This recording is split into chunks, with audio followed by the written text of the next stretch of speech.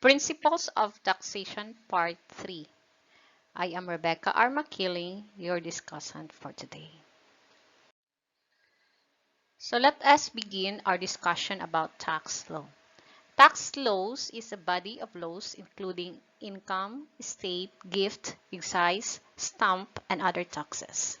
So it is a special law which normally prevails over a general law such as the civil code or the rules of the court. We know that tax is inherent to the state. This is the lifeblood of the sovereignty. So the government must collect tax. So internal revenue laws includes all laws legislated pertaining to national government taxes, which is embodied in the National Internal Revenue Code or NIRC. They are generally civil in nature and they are neither political nor penal in nature. So I hope you already look on the introduction of taxation, which was already uploaded in your Blackboard. So that's the overview on how the taxation works in the Philippines. Now, let's go to the interpretation of tax law. So how do we interpret tax? Tax statute must be enforced as written. So it is imposed of tax burden and it is not presumed. Doubts should be resolved liberally in favor of the taxpayer. And tax exemptions are strictly construed against the taxpayer. So meaning the taxpayer must find ways or find some evidence that they are exempted for tax. Tax law are applied prospectively, and tax laws prevail over civil laws. General rule.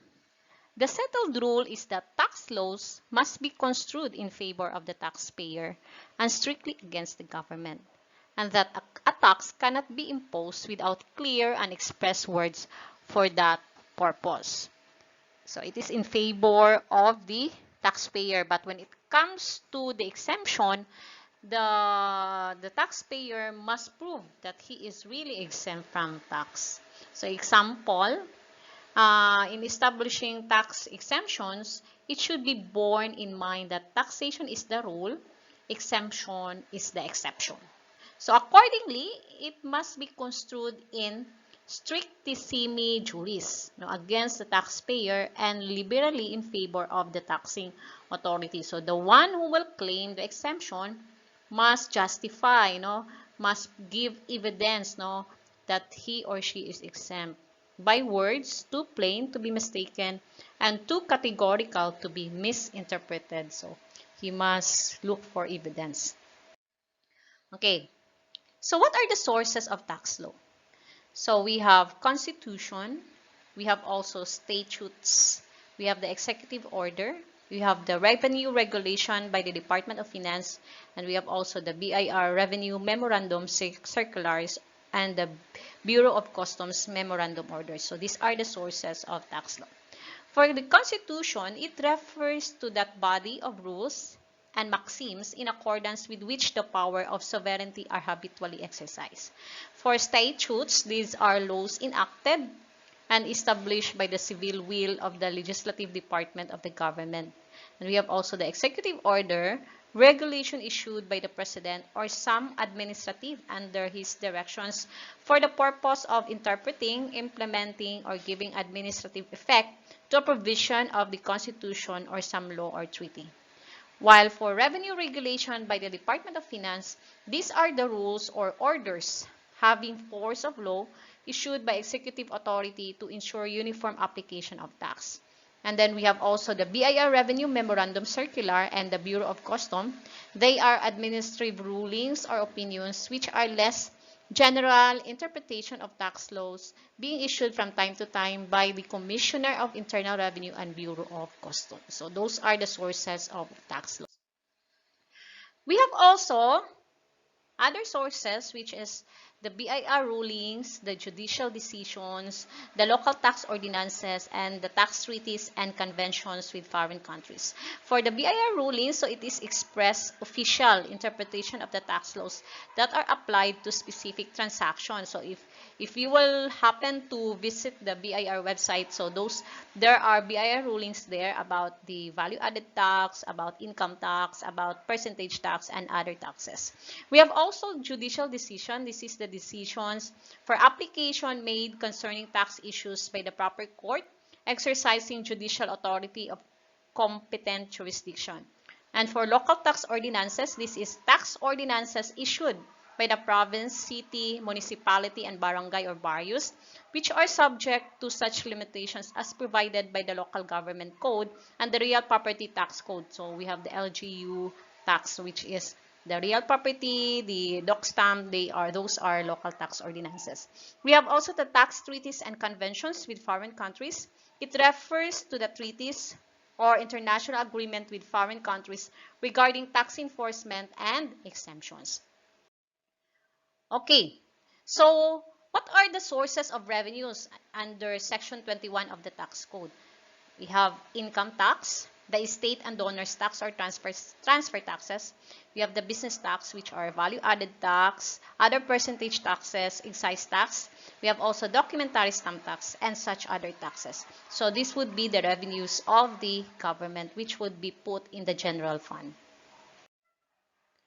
Okay, Cytos of taxation. Again, taxation is only on the jurisdiction of the sovereignty or on the government. So whatever, any privilege or any income or opportunity by the individual is subject for tax because this is inherent to the state or inherent to the sovereignty. But there is a limitation, which is they can only tax those who are within the Philippines or the business that is rendered here in the Philippines. So we have that we call it Cytos of taxation, the place, the origin of these taxations. Is we need to know the Cytos first so that we can identify whether it is taxable here in the Philippines or not taxable here in the Philippines, because we have also revenues outside from the sovereignty or from outside the country. Okay, so subject, we have poll tax on person. This is the cedula.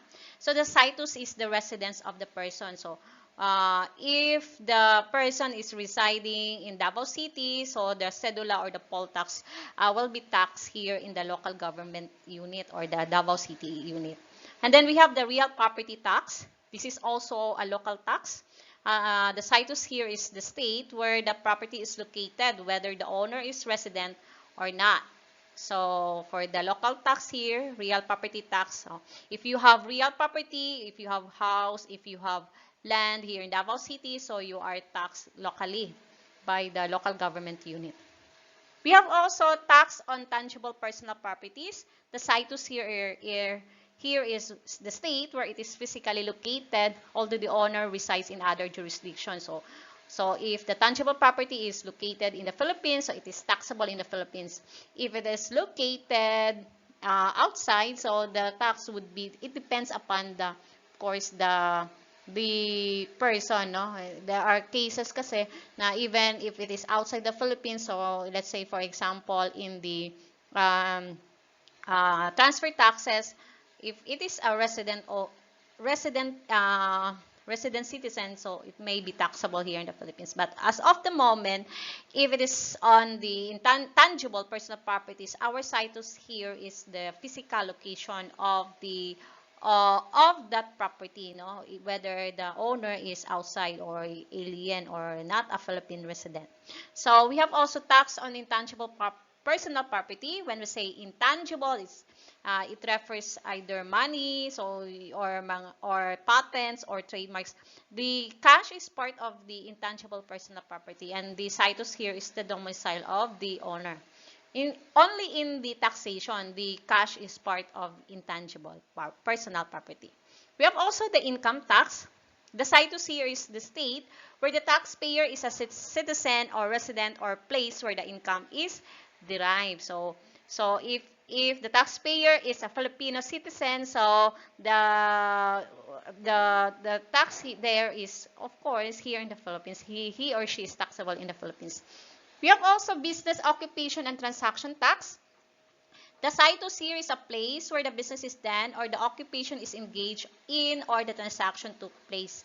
And then gratuitous transfer, this is for donor's tax or donor's tax or the other one, which is the estate tax. The Cytos is the state where the transferor is was a citizen or resident or where the property is located. So those are the situs of the subject for taxation. So you need to understand the situs since from there you can identify whether he or she is taxable in the Philippines or not taxable here in the Philippines. Next, principles of sound tax system. So we follow three principles. First one is fiscal adequacy, second is theoretical justice, and the third is administrative feasibility.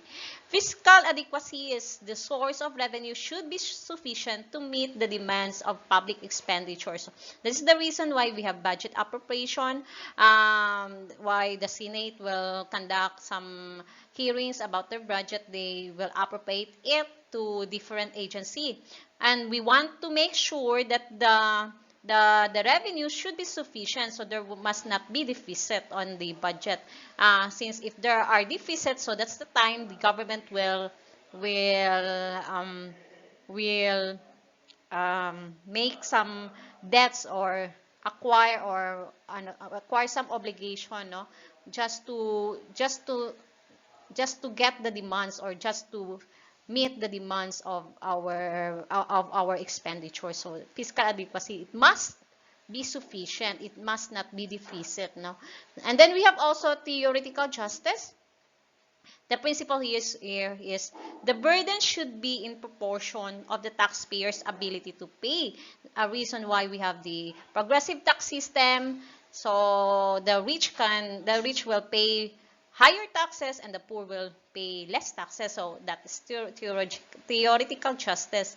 It must be proportion to the ability of the taxpayer. Another principle is administrative feasibility. It should be capable of being enforced, not burdensome, and then convenient as to time and manner of payment. So it must be feasible. So there are deadlines of our taxation.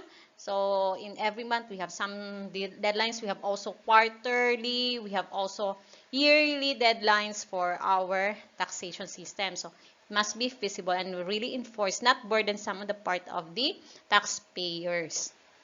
Okay.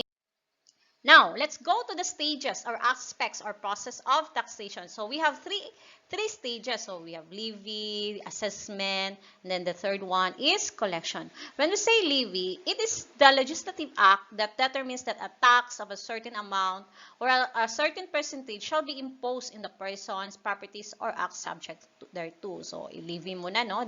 Legislative act, so meaning coming from the Congress, going to the Senate, and then going to the President. So, that's the part of levy. And the assessment, it is the official action of an officer authorized by law in ascertaining the amount of tax due under the law from a taxpayer. So, you need to assess. Kaya nga, when it comes to the Senate, there must be proper hearing first before passing it to a law, because the authorized person must be assessed first whether the tax that is imposed on the object, on the person, is justified or just. And then, of course, we have all the principles of taxation must follow, all the principles of taxation must be justified, it must be feasible or what, and then, of course, feasible, what else? Appropriate or needed, really needed on what particular assessment. Like say, for example, the sin tax, no? We have also the value-added tax. So before they will pass it to the president, they must conduct some hearing just to make sure that the tax imposed to that particular person or object is feasible to the public. The third stages or the third aspect or the process of taxation is the collection. It is the getting by the concerned government agencies of the taxes imposed. So normally the agency that are collecting tax here in the Philippines is we call the Bureau of Internal Revenue, the BIR. And then we have also the local government unit for real property tax, for documentary stamp tax. We have also the poll tax. So they are the one who collect those taxes. And the BIR, most of the taxes, the one who collect those taxes are the BIR or are the BIR, let's say the business tax, the transfer taxes, the income tax, the BIR collect those taxes. Double taxation. It means taxing a person, property, or right twice during the same taxable period. But in general sense, it does not violate the equal protection and uniformity clause of the Constitution. Therefore, as a rule, double taxation is not prohibited. So we have two types of double taxation. First one is direct double taxation. Second one is no direct double taxation or indirect duplicate taxation. So when we say direct double taxation, you are taxing twice by the same taxing authority or within the same jurisdiction or taxing district. Of course, for the same purpose, and of course in the same year or taxing period or some of the property in the territory. So how they would do it? So there are cases like this. Let's say, for example, transfer taxes. So it's direct duplicate taxation. So maybe if you are a resident alien, if you are a resident alien or a resident of the Philippines or Filipino citizen residing in the Philippines, and you have property within the Philippines and outside the Philippines, you are taxed. If you transfer property, you are taxed on your property within and outside the property. So if you have a property in the US, for example, and you are also taxed there in the US, so there's probable a duplicate taxation. Although you're taxing twice on the same property. But we have a remedy here in the Philippines. We have also tax credit that there is a deduction on that particular taxation. But still, there is this double taxation. You tax twice, maybe any kind of this situation. So either you are taxed twice, or you are taxed by the same taxing authority, or you are taxed within the same jurisdiction or taxing district for the same purpose, and of course maybe in the same year. But we have some deductions here, even in the Philippines, we have the tax credit, we have the some kind of deductions in the gross income, gross tax before we will have the tax payable.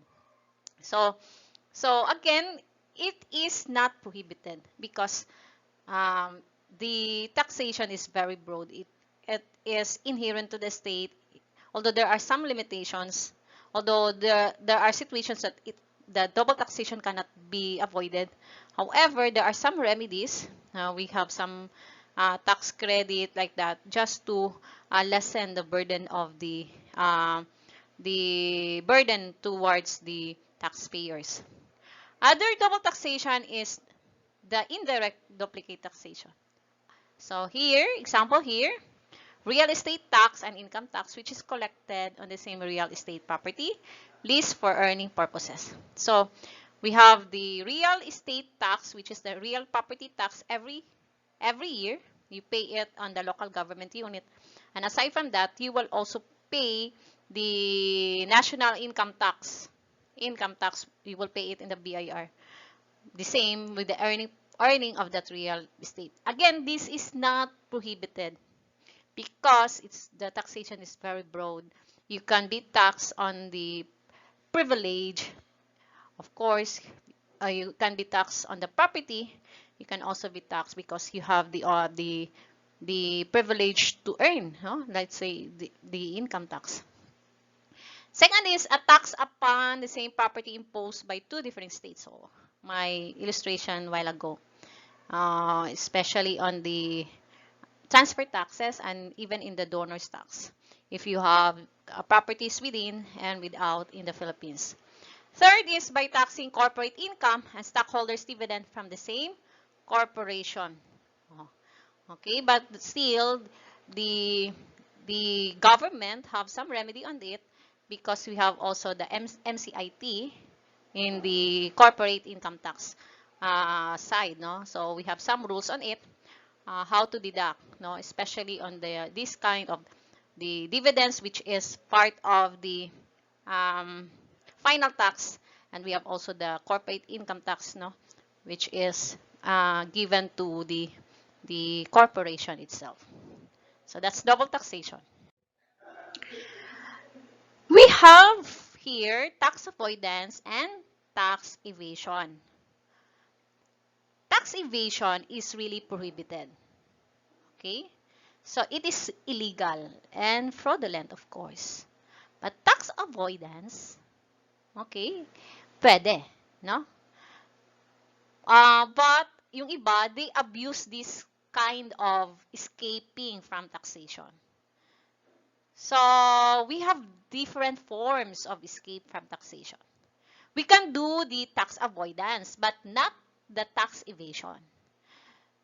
So if you are a rich person here in the Philippines, of course, you need to plan. You need some tax planning just to minimize your tax. And we call it tax avoidance, but not tax evasion, because tax evasion is really punishable by law under the section 254 of the National Internal Revenue Codal Reference. Okay? So what are the forms of escape from taxation? First one is shifting. The transfer of the burden by the original payer to another, like example, the value-added tax. The one who pays the value-added tax are the consumer. So, the company who manufactured or who sold the merchandise transfer the tax to the consumer, add on to the selling price of the consumer. Okay, so that's shifting. Another one is capitalization. So, capitalization is the reduction in the price of the tax object equal to the capitalized value of future taxes which the purchaser expect to be called to pay. So that's another part, no? You capitalize the price of the tax object, no? Equal to the future taxes. Kasi when future taxes means when you sell the when you sell that property later on in the future, or when you transfer that property later on in the future. So meaning you need to compute, na? You need to capitalize the value of that future tax and capitalize it part of the price of the object. So that's capitalization. Next is transformation. Transformation, the manufacturer or producer pays the tax and endeavors to recoup himself by improving his process of production, thereby turning out his units of products at a lower cost. So, improving the process, no? Adding value to the process, lowering the cost, just to lessen the tax, no? Um, Next, I already discussed the tax evasion. Tax avoidance, of course, this is permissible, legally permissible, alternative rate or methods of accessing taxable property or income in order to avoid or reduce tax liability. There are several cases, no, how to minimize your tax in a legal way. Okay, you consider the tax credit limit. You will consider the deductions, uh, um, uh, putting your expenses towards charitable institution. That's part of the tax minimization, which is legal, of course, here in the Philippines, but not to be abused because there are situations company abuse this tax avoidance scam. So therefore, the BIR put some actions, especially if you have listened or if you have viewed some news regarding we are very familiar with it, the ABS-CBN, no? No. So they say this tax avoidance, but not really a tax avoidance, but leading to tax evasion, tax evading, so which is very fraudulent activity. No, I don't know. That's still a heresy and needs um, uh, to be what we call um, it's still on the court, no? It's part of the cases pa, no? And so it's not really, ano pa, wala pang verdict on it, no? Is really a tax evasion or tax avoidance, so we don't know on it. Okay, taxes. Taxes is a compulsory financial charge or some other type of levy imposed upon a taxpayer by a governmental organization in order to fund various public expenditures. Again, we already discussed this, no? Taxes is very important for the sovereignty, for the government, for the country to live or to continue. So it is already inherent, no? Inherent to the state because um, we have so many expenditures in the government, no? We have salary of our government officials. We have salary of our public school teacher. We have also public railroads, public hospitals. So we have lots of expenditures. So how to um, how to manage the government if we don't have funds? So the government will impose taxes to its objects, to its subordinates, or to its people, to the Filipino people, just to fund the public expenditures of the government.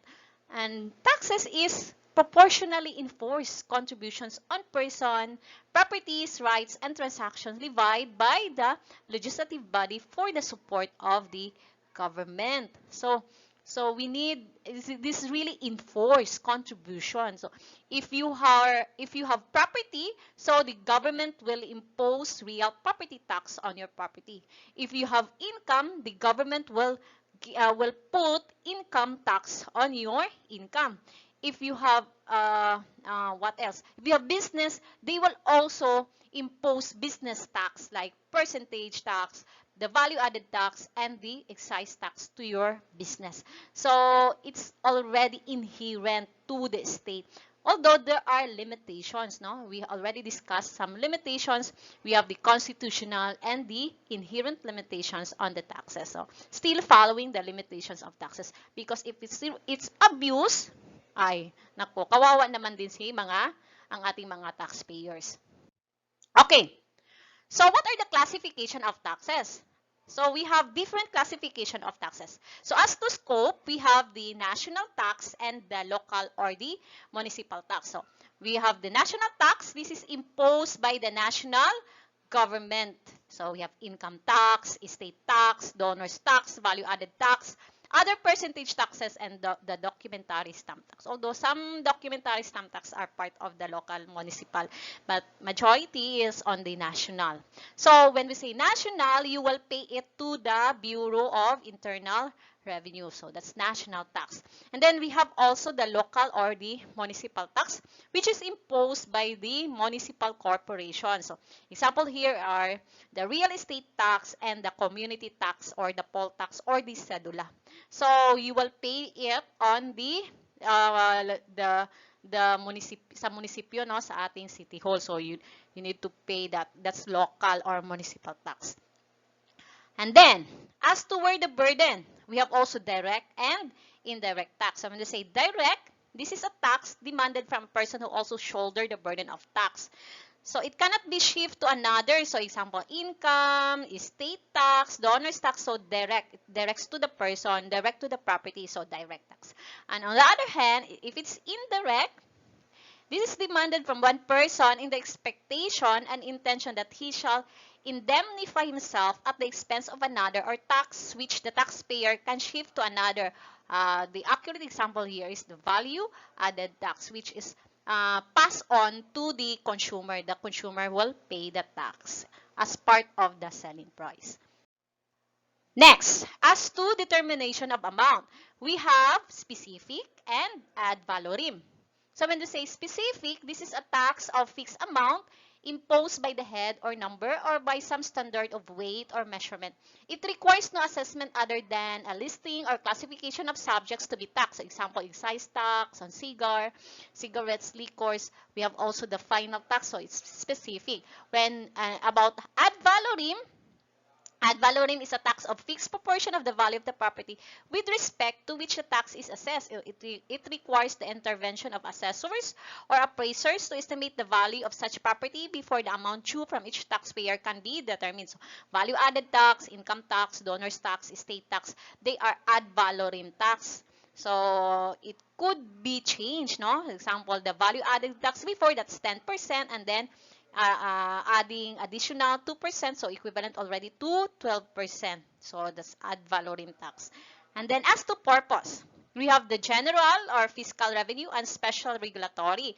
So when you say general, this is tax imposed solely for the general purpose of the government to raise revenue for government expenditures, like income tax, donor's tax, estate tax, or general or fiscal revenue, while for special or regulatory tax imposed for specific purpose and to achieve some social or economic and irrespectives of whether revenue is actually raised or not. So example, there is tariff from the Bureau of Customs, certain duties on imports, or usually on the Bureau of Customs, the special and regulatory. Next, as to object or subject matter, we have personal poll capitation. This is a tax fixed amount imposed on individual, whether citizen or not, residing within a specified territory without regard to their property or the occupation in which he may engage. So, example there is our cedula or our community tax that you can pay it on your sa ating city hall or even to our barangay, so you can pay that one. And we have also the property tax. Tax imposed on property, whether real or with some other reasonable method of apportionment, so real estate tax. Then we have the excise tax. Any tax which does not fall within the classification of a poll tax or property tax, they are tax on the exercise of certain rights or privileges. So income tax, estate tax, donor's tax, value-added tax, other percentage taxes are all excise tax. So, take note, this is different, no, from the excise tax, which is a business tax imposed on items such as the cigarettes, wines, liquor, automobiles, mineral products, etc. So this is different. This is classification as to the object or subject matter. So this is another way of categorizing. So we have personal, property, and excise tax as part of the object or subject matter. Okay. As to the rates or graduation, so we have three: proportional, progressive, and the regressive. So when we say proportional rates, so a tax based on a fixed percentage of amount of the property, receipts, or other bases to be taxed. So value-added tax, other percentage taxes are proportional. No, it varies. So another is the progressive, which is a tax the rate of which increases as the tax base or bracket increases. So income tax, no, is a progressive tax. For estate and donors tax, that change na ito, no? So usually the estate and donors tax today is already proportional because it's already subject for 5%. Regressive tax, the rate of which decreases as the tax base or bracket increases. We are not using regressive system of taxation in the Philippines, no? Our income tax is progressive income tax, but there are countries they are using regressive system of taxation.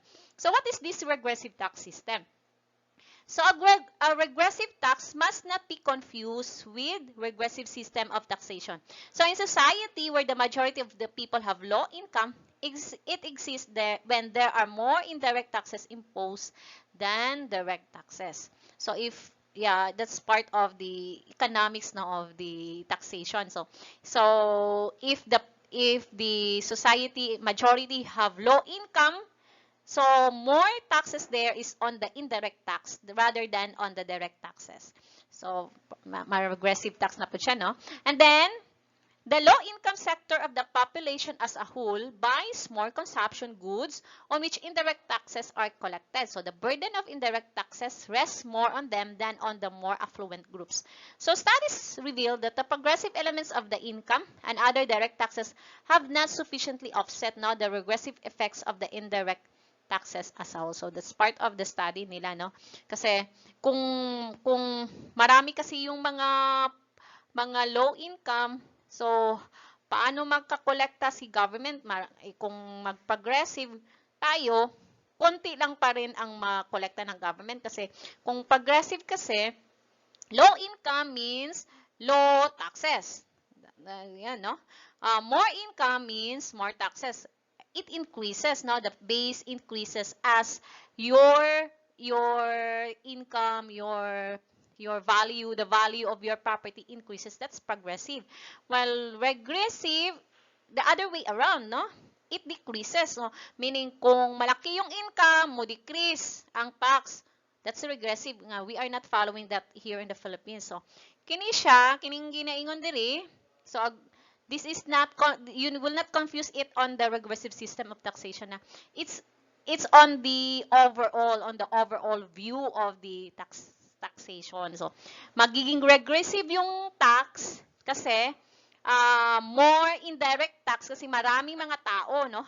Maraming mga tao, mga low income, kaya gi-impose more indirect tax compared to the direct tax. So, mas maraming makolekta na noon si government kasi marami mang indirect tax. So, that's the essence of this regressive system of taxation. Okay. Next, we will discuss the distinction of tax from other charges.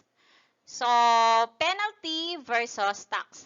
Penalty is designed to regulate conduct, while tax is aimed at raising revenue. Penalty is imposed by government or private entities, while tax is imposed by the government only. So, pwede meron kang tax, meron ka ding penalty. 'Di ba? Kasi the penalty is designed just to regulate conduct, meaning you need to pay on due dates. That's conduct. You need to pay on time. So, if you will not pay on time, there is this penalty. So, ganun, no?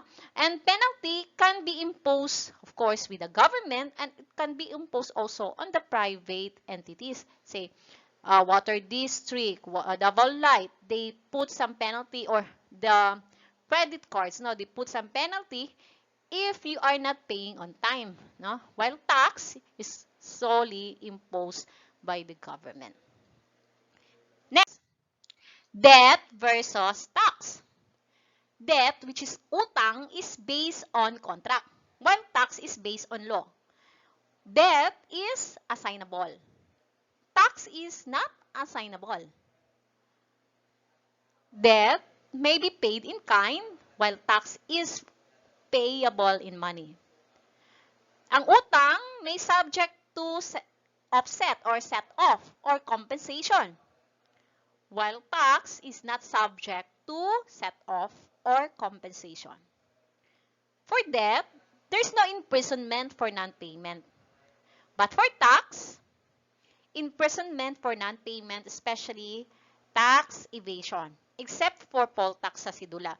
If you will not pay sidula, you will not be imprisoned unless if you evade your taxation. Next, debt is governed by ordinary prescriptive period. Okay? While tax is governed by special prescriptive period. Debt draws interest when stipulated or when there is default. Nagkakaroon ng interest, no?